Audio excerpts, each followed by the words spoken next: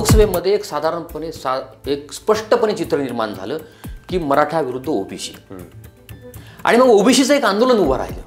कुठलाही फॅक्टर राजकारणामध्ये एक वेळेस चालतो, बार बार तो फॅक्टर चालत नाही. भारतीय जनता पार्टीला आणि शिवसेनेला यांना मराठवाडा सुरुवातीपासूनच पोषक आहे. त्याचं कारण आहे, कारण त्या ठिकाणी संस्थानिक राजकारण आहे आणि संस्थानिक राजकारणाच्या विरोधात सर्वसामान्यांना उभा करण्याचं काम शिवसेनेने केलं.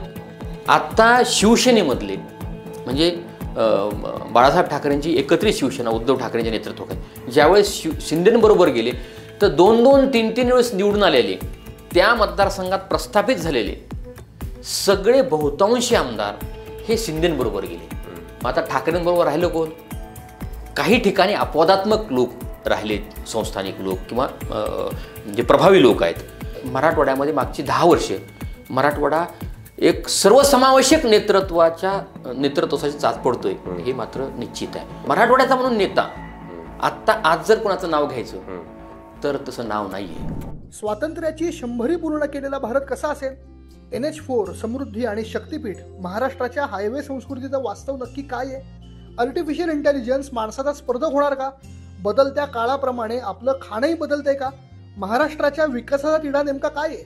अशा असंख्य प्रश्नांची उकल करणारा विविध रिपोर्टाज आणि दिग्गज लेखकांच्या लेखांनी सजलेला व्हायटल कंटेंट नेटवर्कचा फ्युचरिस्टिक दिवाळी अंक द इनसाइट अंक घरपोच मागवण्यासाठी डिस्क्रिप्शनमध्ये दिलेल्या लिंकवर क्लिक करा. नमस्कार, मी रोहित हरीफ द पॉलिटिक्समध्ये तुमच्या सगळ्यांचं स्वागत आहे. महाराष्ट्रात विधानसभा निवडणुका या पार पडल्या आहेत, निकाल हाती आलेत आणि महाराष्ट्रामध्ये महायुतीला अभूतपूर्व असं यश मिळालेलं आहे. या महाराष्ट्रामध्ये जर का कुठल्या एका विभागाकडे, कुठल्या एका भागाकडे जर का लक्ष लागलं होतं तर तो म्हणजे मराठवाडा. या मराठवाड्याला महाराष्ट्राच्या राजकारणाची प्रयोगशाळा म्हणलं जातं. 50-60 वर्षाचा जर का महाराष्ट्राचा इतिहास बघितला तर या मराठवाड्यानी निजामशाहीपासून, संयुक्त महाराष्ट्रापासून ते महाराष्ट्रात येण्यापर्यंतचे अनेक स्थित्यंतर अनुभवलेले आहेत आणि या स्थित्यंतरांमध्ये या मराठवाड्याचं राजकारण हे अनेक अंगांनी बदलत गेले. याच मराठवाड्यामध्ये यावेळेस महायुतीने जवळपास 46 जागा लढवल्या होत्या आणि 41 जागांवरती महायुतीला यश मिळालेलं आहे. या 41 जागा जिंकताना जी शिवसेना होती शिंदेंची त्याला 9 जागा मिळाल्या आहेत, भाजपला 19 जागा मिळाल्या आहेत, शिंदेंना जवळपास 13 जागा मिळाल्यात आणि अजित पवारांना 9 जागा मिळाल्या आहेत. हे गणित जर का बघितलं तर 46 पैकी 41 जागा मिळवून महायुतीने इथं मुसंडी मारलेली आहे. दुसरीकडे महायुती जो मराठवाड्याचा भाग होता तो एकेकाळी काँग्रेस, राष्ट्रवादी, शरद पवारांचा बालेकिल्ला राहिलेला आहे. मात्र असं असताना ज्या मराठवाड्यामध्ये विलासराव देशमुख आले, ज्या मराठवाड्यातनं शंकरराव चव्हाण, अशोक चव्हाण यांसारखे काँग्रेसचे मातब्बर नेते होते, ज्या मराठवाड्यातनं क्षीरसागर होते, त्याच मराठवाड्यातनं आता महाविकास आघाडी ही नामशेष होण्याच्या मार्गावर आहे. माझ्याबरोबर या सगळ्या मराठवाड्यातलं राजकारण समजून घेण्यासाठी, या विधानसभेच्या निकालांचे मराठवाड्याच्या राजकारणावर पुढं काय परिणाम होणार आहे हे सगळं जाणून घेण्यासाठी माझ्याबरोबर आहेत ज्येष्ठ पत्रकार वसंत मुंडेजी. वसंतजी, तुमचं खूप खूप स्वागत आहे आमच्या या पॉलिटिक्समधल्या कार्यक्रमात. तुम्ही मराठवाड्यात असता, मराठवाड्यात राजकारण तुम्ही गेले अनेक दशकं बघताय. पहिला माझा प्रश्न आहे की मराठवाड्यात महायुतीने एवढी जोरात मुसंडी मारली कशी? नाही, हा मराठवाडा जसं तुम्ही सुरुवातीला उल्लेख केला, मराठवाडा ही राजकीय प्रयोगशाळा आहे आणि राजकीय प्रयोगशाळेतले अनेक प्रयोग यापूर्वीसुद्धा जे महाराष्ट्रात होतात त्याची सुरुवात मराठवाड्यात होते. म्हणजे तुम्ही आत्ता अलीकडचा विषय घेतला तर मराठवाड्यामध्ये जे मराठा आंदोलनाची सुरुवात सुद्धा त्या मराठवाड्यातूनच झाली आणि महाराष्ट्राचं राजकारण त्याच्या भोवती फिरलं, म्हणून त्याचा उल्लेख मी या ठिकाणी. ही गोष्ट खरी आहे की या निवडणुकांमध्ये म्हणजे लोकसभेतलं चित्र त्याच्या पूर्णपणे उलटं चित्र विधानसभेच्या निवडणुकीमध्ये पाहायला मिळालं आणि विधानसभेच्या निवडणुकीत अभूतपूर्व यश महायुतीनं, विशेषतः भाजपचं जी बांधणी होती, भाजपनी ज्या पद्धतीनं आपल्याकडे जी म्हण आहे पुढच्याला ठेस मागचा शना, तसं लोकसभेमध्ये जी मार पडली, लोकसभेमध्ये फक्त 1 जागा महायुतीला संभाजीनगरची कशी तरी वाचवता आली आणि बाकी ठिकाणी दारुण पराभवाला सामोरं जावं लागलं. त्याच्यामुळे विधानसभेमध्ये अत्यंत सावधपणे माध्यमांत काय चर्चा असेल, कुठं काय चर्चा असेल याचा कुठलाही फिकीर न करता, त्याच्याकडे लक्ष न देता भारतीय जनता पार्टी महायुतीनं विशेषतः त्यांच्या सगळ्या ज्या विंग आहेत, संघ आहे किंवा बाकी सगळ्या, या सगळ्यांनी अत्यंत मायक्रो लेवलला नियोजन केलं आणि मताचा टक्का वाढवला. म्हणजे 75% मतदान खेचलं आणि महायुतीनं त्या ठिकाणी 41 जागा हे या म्हणजे रेकॉर्ड ब्रेक आहे. 41 जागा मिळवल्या. जेव्हा जेव्हा 1995ला सुद्धा ज्यावेळेस टक्का वाढला त्यावेळेस युतीचं सरकार आलं होतं. आणि आता तर प्रचंड मोठ्या प्रमाणामध्ये मताचा टक्का वाढवला आणि महायुतीनं त्या ठिकाणी यश मिळवलं. पण यात एक मुद्दा तो या अनुषंगाने की आपण मराठवाड्यातच बघू की लोकसभेला तिथं बीडमधनं बजरंग सोनवणे आले. मराठा कार्ड तिथं खूप प्रभावी पद्धतीने ते मतदान फिरलं तिकडं. याच लोकसभेला फडणवीसांसारख्या नेत्याला मराठवाड्यामध्ये प्रचाराला येता आलं नव्हतं. जर का आपण राजकारण बघितलं तर त्याच म्हणजे फडणवीसांच्या भाजप पक्षाला ज्यावेळेस जवळजवळ 19 जागा मिळालेल्या आहेत. म्हणजे माझ्याकडे थोडीशी आकडेवारी आहे की 2009ला त्यांना 14 जागा होत्या, 2019ला त्यांच्या 17 जागा झाल्या आणि आता एकदम 19 जागांवर गेले. म्हणजे भाजपचा जो ग्राफ आहे तो मराठवाड्यात वाढताना दिसतोय. खरं तर मराठवाडा हा बीड जिल्हा सोडला तर लातूर आणि नांदेड हे दोन्ही जे बाकीचे जिल्हे आहेत ते परंपरागत काँग्रेसचे राहिले आहेत. जालन्यामध्ये काँग्रेसचा प्रभाव होता, मिक्स आहे. म्हणजे असं असताना भाजप मराठवाड्यात वाढण्याचं काय कारण आहे? नाही, भारतीय जनता पार्टी ही भारतीय जनता पार्टीला आणि शिवसेनेला म्हणजे बाळासाहेब ठाकरे यांना मराठवाडा सुरुवातीपासूनच पोषक आहे. त्या ठिकाणचं वातावरण त्याचं कारण आहे, कारण त्या ठिकाणी संस्थानिक राजकारण आहे आणि संस्थानिक राजकारणाच्या विरोधात सर्वसामान्यांना उभा करण्याचं काम शिवसेनेने केलं. बाळासाहेब ठाकरेंचं तर मराठवाडा म्हणजे संभाजीनगर, छत्रपती संभाजीनगर हे त्यांचं लाडकं शहर त्यांनी अनेकदा सांगितलेलं आहे आणि तिथूनच खऱ्या अर्थानं शिवसेनेला चांगले दिवस आले असं मराठवाड्यामध्ये म्हणतात. त्याच पद्धतीनं मराठवाड्यामध्ये भारतीय जनता पार्टीची सुद्धा मुळं हे सर्वसामान्य याच्यामध्ये रुजली. ती मराठवाड्यामध्येच पोषक वातावरण भारतीय जनता पार्टीला इतरच्या तुलनेमध्ये तुम्ही मागचा जरी ग्राफ काढला तर लक्षात येईल की जरी त्या भागामध्ये सुरुवातीला काँग्रेसचं वर्चस्व असलं तरी त्या भागामध्ये भारतीय जनता पार्टी आणि शिवसेनेला समर्थन मिळालेलं आहे. आणि आत्ता मागच्या 19पासून 2024 पर्यंत जो ग्राफ वाढत गेला आहे तर या ग्राफचं मुख्य कारण आहे की भारतीय जनता पार्टीनं ज्या पद्धतीनं या भागामध्ये बांधणी केलेली आहे. म्हणजे छोट्या छोट्या निवडणुका, गाव पातळीवरच्या निवडणुका सुद्धा भारतीय जनता पार्टी अत्यंत इतरांच्या तुलनेत, इतर पक्षांच्या तुलनेमध्ये अत्यंत सावधपणे सिरियस लढवते आणि त्यामुळं कार्यकर्त्यांचा एक समूह त्या भागामध्ये भारतीय जनता पार्टीने वाढवला. आणि म्हणून 19ला भारतीय जनता पार्टीच्या 16 जागा होत्या, 24 जागा लढवल्याने 16 जागा जिंकल्या 19ला. आत्ता 24मध्ये भारतीय जनता पार्टीनं आपल्या मित्रपक्षाला म्हणजे बीडच्या 4 जागा मित्रपक्ष असलेल्या अजित पवार गटाला त्यांनी दिल्या आणि 20 जागा लढवल्या आणि 21 जागा जिंकल्या. बघा त्याचं स्ट्राईक रेट काय आहे. तर हे भारतीय जनता पार्टीचं नियोजन जे आहे, मुळात लोकसभेनंतर महाविकास आघाडी गाफील राहिली असं यातनं चित्र दिसतंय. गाफील राहिली महाविकास आघाडी आणि भारतीय जनता पार्टी आणि महायुतीने मात्र अत्यंत व्यवस्थितपणे आपली बांधणी केली आणि मताचा मी सुरुवातीला जो उल्लेख केला टक्का वाढवला. नवीन मतदार तो बूथपर्यंत आणला. शेवटी कसं आहे राजकारणामध्ये सिंपत्ती, सहानुभूती ही जरी सुरुवातीला आपल्याला पक्ष फुटल्यामुळं भारतीय जनता पार्टीला टार्गेट केलं गेलं त्या विषयामध्ये. विशेषतः देवेंद्र फडणवीस टार्गेट झालं की म्हणजे पक्ष फोडण्याच्या बाबतीमध्ये सुद्धा देवेंद्र फडणवीस टार्गेट होते आणि नंतर मराठा आंदोलनामध्ये सुद्धा देवेंद्र फडणवीस टार्गेट होते. तरी असं असताना सुद्धा मराठवाडा सारख्या विभागामध्ये भाजपचा स्ट्राईक रेट हा म्हणजे 20चा 19 म्हणजे 20 जागा आणि 19 असा आणला. तर हे त्याच्या पाठीमागचं जे गणित आहे. तर भारतीय जनता पार्टीने ज्या पद्धतीनं त्या भागामध्ये मांडणी केली, उमेदवारी देताना अत्यंत सावधपणे उमेदवारी दिल्या आणि लोकसभेच्या यशामुळं महाविकास आघाडीचे लोक म्हणजे आपण असं म्हणू शकतो की ते गाफील राहिले आणि उमेदवार देताना त्यांच्याकडनं बऱ्याच म्हणजे चुका झाल्या हे आता दिसत आहे. आपण मराठवाड्याबद्दल बोलतोय पण एक नांदेडमधलं जे उदाहरण आहे, नांदेड जिल्हा, तर त्याचं उदाहरण फार इंटरेस्टिंग आहे की तिथं लोकसभेची पोटनिवडणूक पण होती आणि नांदेडमध्ये जर का बघितलं तर अशोक चव्हाण हे नांदेडचे सर्वेसर्वा आहेत असं आत्तापर्यंत समीकरण होतं. अर्थात ते काही काळापर्यंत आत्ता काँग्रेसमध्ये होते आणि लोकसभेच्या आधीच ते भाजपात आले, राज्यसभेवर खासदार झाले. लोकसभेला अशोक चव्हाणांची जादू काही चालली नाही अशी त्यांच्यावर टीका झाली. मात्र आता जर का विधानसभेचं गणित बघितलं तर इंटरेस्टिंग गोष्ट आहे की त्यांनी जवळपास नांदेड जिल्ह्यातनं हद्दपार करून टाकले महाविकास आघाडीला. म्हणजे सगळीकडे त्यांनी त्यांचे उमेदवार निवडून आणले. त्यांची मुलगी पण राजकारणात त्यांनी एंट्री केली, आता आमदार म्हणून ती निवडून आली आहे. दुसरीकडं लोकसभेला मात्र म्हणजे एकाच दिवशी जे मतदान झालेलं आहे त्या लोकसभेत मात्र चव्हाण यांचे सुपुत्र परत एकदा काँग्रेसचेच खासदार झाले. तर जर आम्हाला थोडंसं राजकारण समजून सांगा ना की नेमकं काय म्हणजे नांदेडमध्ये अशोक चव्हाणांनी जर का हे सगळं निवडून आणलेलं एवढे लोक तर मग खासदारकीची जागा कशी गमावली? नाही, नांदेड म्हणूनच नाही, मराठवाड्यामध्ये तुमच्या माहिती सांगतो की निवडणुकीमध्ये साधारणतः लोकांचा माइंडसेट क्लिअर होतो. मतदान कोणाला करायचं. तुम्ही आता नांदेडचं उदाहरण घेतलं ना, याच्यापूर्वी 1999 तुम्ही जा. 1999 भारतीय जनता पार्टी आणि शिवसेनेचं सरकार होतं. त्यांनी लोकसभेबरोबर विधानसभेच्या निवडणुका घेतल्या. लोकसभेला मॅन्डेट मिळाला भारतीय जनता पार्टीला, पण विधानसभेत मॅन्डेट मिळाला का? नाही. त्याच ठिकाणी लोकसभेला लोकांनी वेगळं मतदान केलं आणि विधानसभेला वेगळं मतदान केलं. सेम पॅटर्न आता पुन्हा 2024 मध्ये नांदेडमध्ये झालाय. नांदेडमध्ये महायुतीनं सगळ्या जागा जिंकल्यात. बरोबर आहे? बरोबर आहे.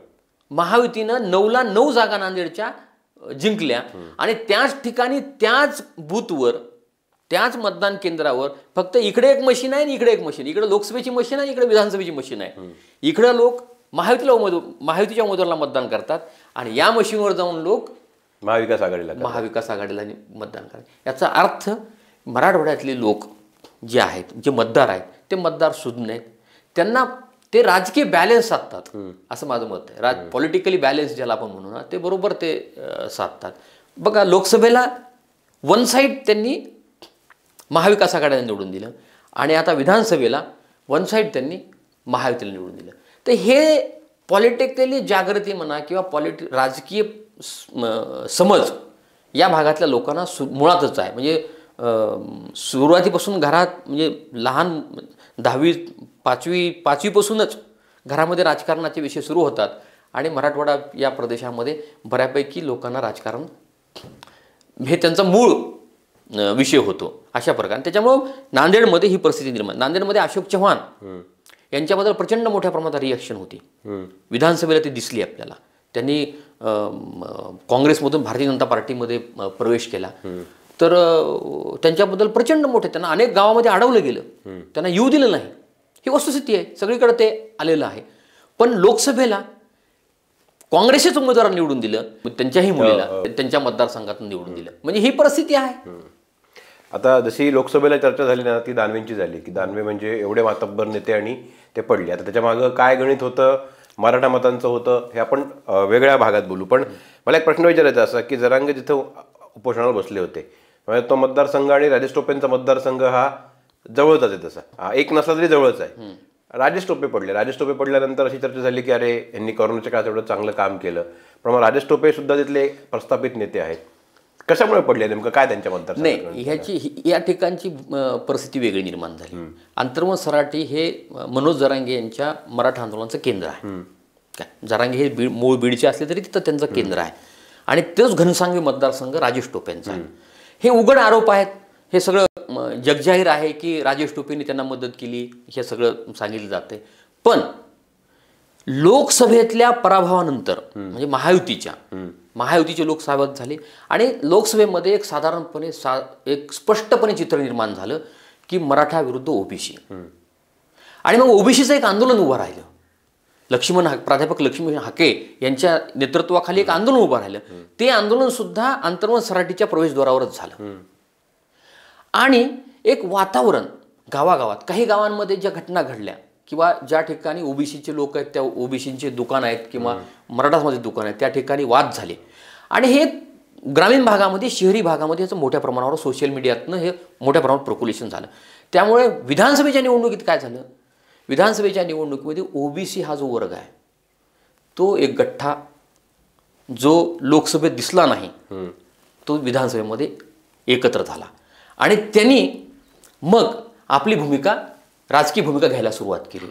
तर घनसांगवी मतदारसंघामध्ये हीच परिस्थिती आहे की घनसांगवी मतदारसंघामध्ये सुद्धा ओबीसी बहुबल आहे. बरं, काय म्हणजे भाजपच्या राष्ट्रीय सचिव पंकजा मुंडे पहिल्यांदा इतक्या वर्षानंतर घनसांगवी मतदारसंघामध्ये हिकमत उडांच्या सभेला गेले होते. त्यांनी जाहीर सांगितलं या मतदारसंघात मी पहिल्यांदा सभेसाठी आलेली आहे. याचा अर्थ काय आहे? याचा अर्थ आहे की त्या ठिकाणी जर पूर्वीचं राजकारण जे राजेश टोपेंचं होतं ते सर्वसमावेशक होतं. पण या आंदोलनामुळे तिथं भाग पडला आणि मग ही घनसांगवी हा एक मतदारसंघ आहे, त्याच पद्धतीनं सबंध मतदारसंघामध्ये झालं आणि म्हणून त्या ठिकाणी राजेश टोपेंचा पराभव झाला. ओबीसी वर्ग एक गठ्ठा उडांच्या पाठीमागे गेला. गावातल्या याद्या आल्या की आपल्या लक्षात येतं, कारण आता हे सगळं जगजाहीर आहे, सगळे आकडे येतात. तर त्या भागातले जर आकडे पाहिले तर ते स्पष्टपणे दिसतात की जी गावं पूर्वी राजेश टोपेंना लीड देत होती, राजेश टोपेंच्या पाठीमागं आपल्या मतांची ताकद उभा करत होती, त्याच गावांनी, बहुतांशी गावांनी आपली ताकद हिकमत उडांच्या पाठीमागं उभा केली आणि त्या ठिकाणी तो पराभव झाला. आपण जालन्यानंतर जायला पाहिजे लातूरमध्ये. लातूर म्हणजे विलासराव देशमुख खूप मोठे नेते, मुख्यमंत्री होते. काँग्रेसचे बरेच काळ त्यांनी सगळी लातूरमध्ये वाढवली. त्यांचे दोन्ही मुलं निवडणुकीच्या रिंगणात होते आणि ह्याच्या आधी 2 जण आमदार होते. मात्र यावेळेस जर का चित्र बघितलं आपण तर अमित देशमुख हे जिंकलेले आहेत निवडणूक आणि धीरज देशमुखांचा पराभव झालेला आहे. आणि अमित देशमुखांना पण जो काय जिंकले ते चाकूरकरांविरोधात त्यांची खूप दमछाक झाली. म्हणजे सुरुवातीला तर लीडच नव्हता, म्हणजे पडता तशी सिच्युएशन निर्माण झाली होती. का बरं, म्हणजे हे लातूरमध्ये या सगळ्या देशमुखांच्या वर्चस्वाला शह का बसला? हे मूळ असं आहे की लातूर हे विलासराव देशमुखांचं जिल्हा आहे. विलासराव देशमुखांनी या राज्याचं 9 वर्ष नेतृत्व केलं आणि एक हेल्दी पॉलिटिशियन, एक सार्वजनिक मोकळेपणा असणारा राजकीय नेता म्हणून विलासराव देशमुखांना पाहिलं जातं. आता विलासराव देशमुखांच्या पश्चात त्यांची दुसरी पिढी त्या ठिकाणी नेतृत्व करते आणि मागच्या निवडणुकीमध्ये तुम्ही जर बघितलं, महाराष्ट्रात सर्वाधिक नोटाला मत पडलेला हा लातूर ग्रामीण मतदारसंघ होता, ज्या ठिकाणी यावेळेस आपले विधान परिषदेचे सदस्य कराड हे निवडून आले. रमेश अप्पा कराड निवडून आले. तर मागच्या वेळेस रमेश अप्पा कराडांना त्यावेळेस त्या ठिकाणी लढायला मिळालं नाही, तर त्या तडजोडीमध्ये ते मतदारसंघ हे झाला होता. तर आत्ता त्या ठिकाणी रमेश कराड निवडून आले आणि धीरज देशमुखांचा पराभव झाला. त्याच ठिकाणी शहर मतदारसंघामध्ये अमित देशमुख माजी मंत्री यांची सुद्धा दमछक झाली निवडून येण्यासाठी आणि अवघ्या 7,000 रिपोल म्हणजे रिकाउंटिंगमध्ये ते 5-7 हजार मतांनी निवडून आले. त्या ठिकाणी अर्चना पाटील हे माजी सभापती चाकूरकर, शिवराज पाटील चाकूरकर यांच्या सून ह्या अर्चना पाटील त्यांच्या विरोधात भाजपकडनं उभ्या होत्या.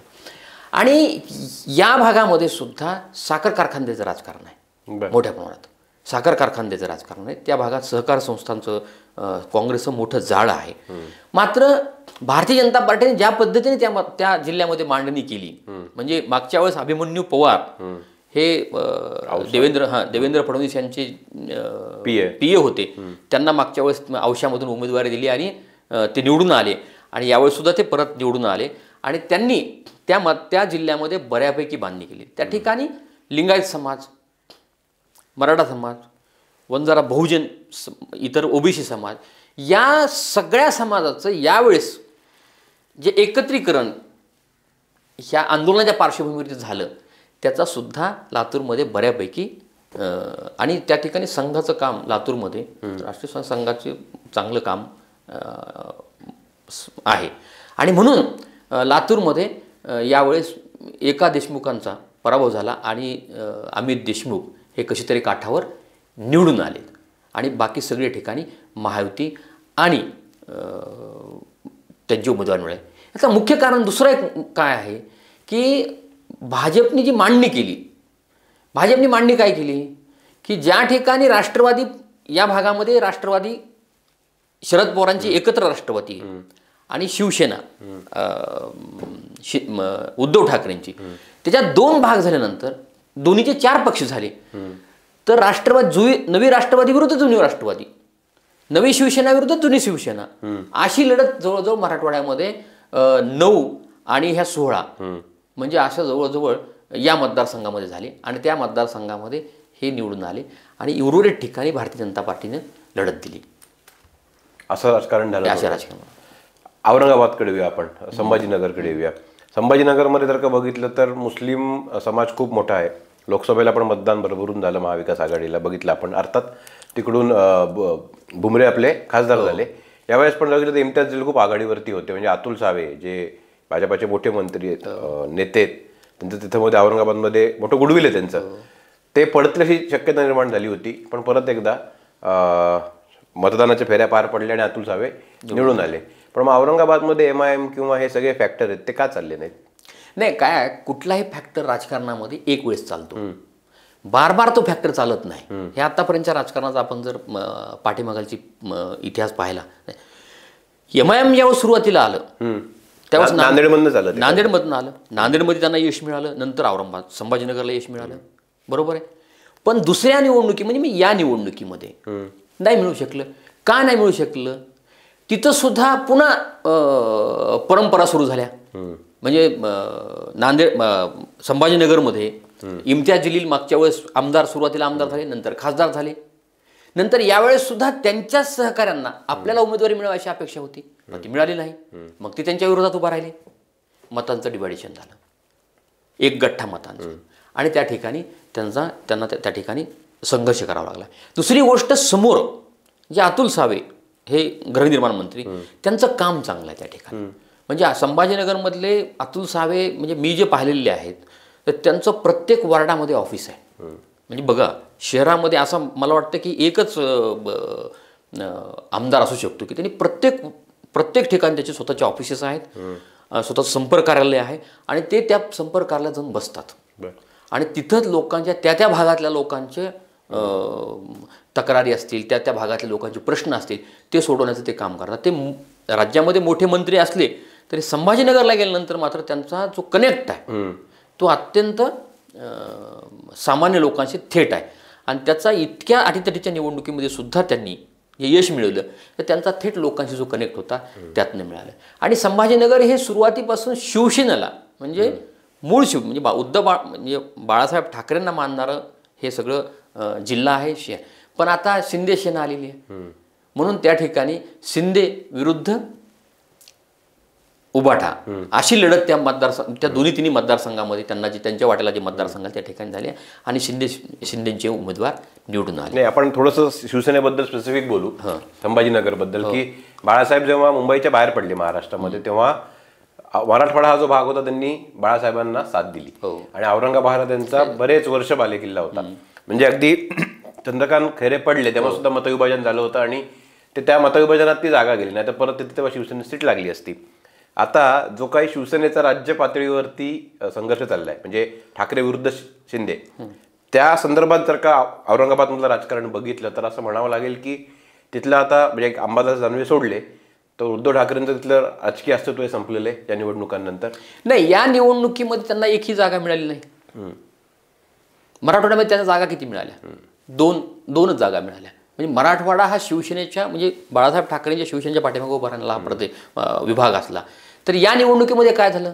त्याचं मुख्य कारण काय की त्यांना पक्ष फुटल्यामुळं सहानुभूती होती, मात्र त्यांचे उमेदवार कमजोर होते. म्हणजे सगळीकडे त्यांना उमेदवार काही तितके, कारण बघा जेव्हा एकत्रित काँग्रेस 99ला जेव्हा काँग्रेसचे 2 भाग झाले, म्हणजे शरद पवारांनी राष्ट्रवादी काँग्रेसची स्थापना केली, त्यावेळेस काँग्रेसमधले बहुतांशी साखर कारखानदार आणि सहकार सम्राट हे सगळे राष्ट्रवादी बरोबर गेले, म्हणून महाराष्ट्रामध्ये काँग्रेस कमजोर झाली.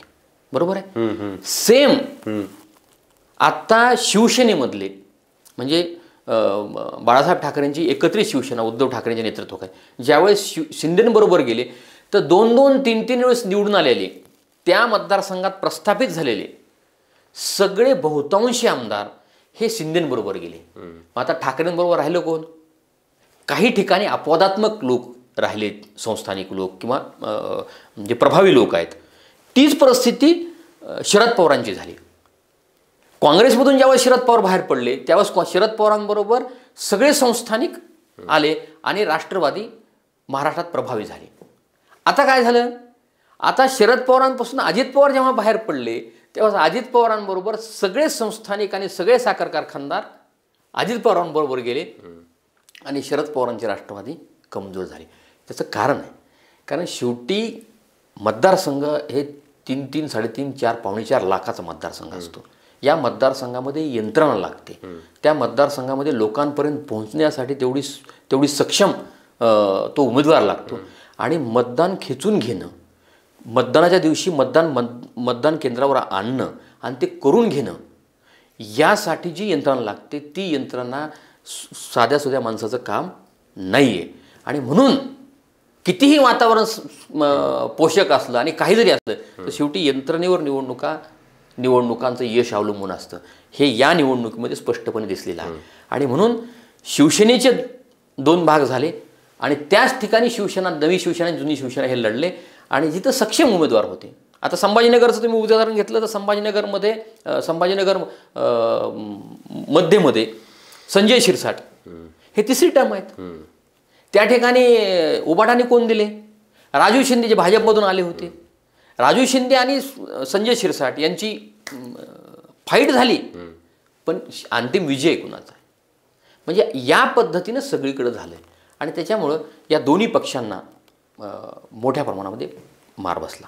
आपण मराठवाड्याचा जर का समस्त विचार करायचा तर असं दिसतंय की एक नवं नेतृत्व तिथं उभं राहताना दिसतंय. म्हणजे दानवेंचा मुलगा आणि मुलगी दोघे यावेळेस आमदार भाऊ बहीण जाणार आहेत विधानसभेला. दानवे स्वतः नाही येत पण त्यांचा मुलगा आणि मुलगी जाणार आहे. तिकडे अशोक चव्हाणांची मुलगी आहे, विलासरावांचा मुलगा आहे, एक पडला पण दुसरा परत जाणार आहे.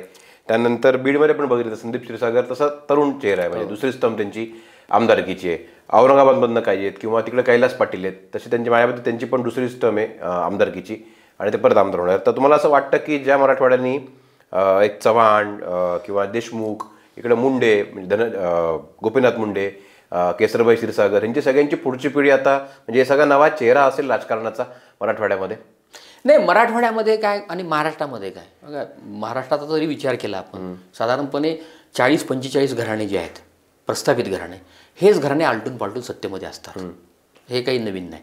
भारतीय जनता पार्टी आणि शिवसेना हे असे 2 पक्ष होते ज्या पक्षांनी सर्वसामान्यांना सत्तेपर्यंत घेऊन जाण्याची, सर्वसामान्यांना सत्तेची आस निर्माण करण्याचे, त्यांची अपेक्षा उंचवण्याचं काम केलं.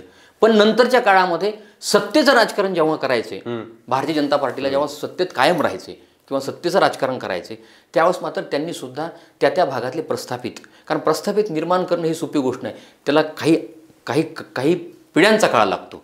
आणि म्हणून भारतीय जनता पार्टीने सुद्धा 19मध्ये जी मेगा भरती केली ती सगळी प्रस्थापितांची केली ना, बाहेरच्या पक्षातली घेतली. आणि म्हणून आता जे काय आहेत ते सुद्धा हेच आहे. आणि म्हणून मराठवाड्यामध्ये सुद्धा बहुतांशी लोक आता महायुतीबरोबर आहेत. म्हणजे आणि मराठवाड्यामध्ये जे नवनेतृत्व निर्माण ते सुद्धा प्रस्थापित घराण्यातूनच बाहेर येणार आहे, प्रस्थापित घराण्यातून पुढे येणार आहे. म्हणजे तुम्ही देशमुखांचा उल्लेख केला किंवा तिकडे चव्हाणांचा उल्लेख केला, त्यांची मुलगी आता निवडून आलेली आहे, किंवा इकडे दानवे किती 40 वर्ष झालं ते प्रस्थापित राजकारणी म्हणून समजले जातात. तर त्यांचे मुलगा आणि मुलगी हे दोघंही निवडून आलेले आहेत. इकडं धनंजय मुंडे हे ऑलरेडीच धनंजय मुंडेंनी संघर्ष करून आपलं नेतृत्व उभा केलं, हा एक भाग आहे. कारण गोपीनाथ मुंडे हयात असतानाच ते गोपीनाथ मुंडेंपासून बाजूला गेले आणि त्यांनी आपल्या स्वकर्तृत्वावर त्यांनी एक आपलं नेतृत्व महाराष्ट्रामध्ये उभा केलं. आणि आत्ता तर या निवडणुकीमध्ये तर ते जवळजवळ महाराष्ट्रामध्ये दुसऱ्या क्रमांकावर आहेत. ते म्हणजे 1-1.5 लाखाच्या फरकाने ते निवडून आले. म्हणजे तो इतिहास झालेला आहे की इतक्या मतांनी निवड. म्हणजे परवाची एक मी क्लिप पाहिली की देवेंद्र फडणवीस सुद्धा म्हणाले की शेवटी पेट्या कमी पडल्या तुमच्या मताधिक्यांना. तर ते ही लिडरशिप आहे. पण त्यांनी एक स्वतःचा एक विरोधी पक्ष नेता म्हणून मागची 5 वर्ष, यापूर्वीची 5 वर्ष त्यांनी विरोधी पक्ष नेता म्हणून एक विधान परिषदेमध्ये एक आपला ठसा उमटवला. आणि त्यामुळं मराठवाड्यामध्ये पण एक गोष्ट आहे जी मराठवाड्यातली म्हणून एक खंत सातत्याने राहिलेली आहे की मराठवाड्यातली जी एक दर्जेदार, ज्याला आपण म्हणू की एक हेल्दी लिडरशिप होती, ती हेल्दी लिडरशिप विलासराव देशमुख होते, गोपीनाथ मुंडे होते, शंकरराव चव्हाण होते. म्हणजे ही जी शिवराज पाटील चाकूरकर आहेत, नंतर शिवाजीराव पाटील निलंगेकर होते, ही सगळी जी एक जे अगोदरची एक पिढी होती, प्रमोद महाजन होते ते तर राष्ट्रीय स्तरावरचे होते. तर ही जी एक